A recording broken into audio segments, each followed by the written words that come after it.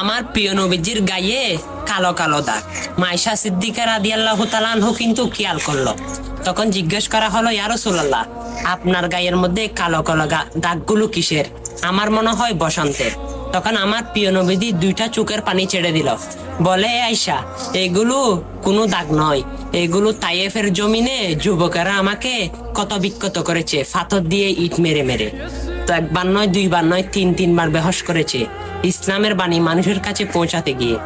আর এগুলো আমার শরীরে এখন পর্যন্ত লেগে আছে। মাইশা সিদ্দিকা রাদিয়াল্লাহু তাআলা আনহু বলে, এগুলো আপনি আল্লাহর কাছে দরবারে ভালো হওয়ার জন্য দোয়া করেন, অবশ্যই ভালো হয়ে যাবে। তখন আমার রাসূল কেঁদে কেঁদে বলল, এই আয়েশা, এই দাগগুলোর কথা জিজ্ঞেস করিও না।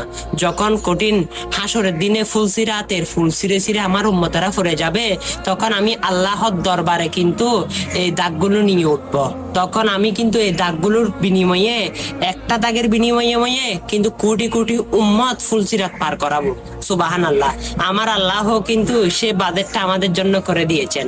নিজের দাগ পর্যন্ত শরীর থেকে নেয় নাই, কিন্তু আমাদের উম্মতের জন্য কান্না করে গিয়েছেন। সেই রহমতের নবীর উম্মত আমরা।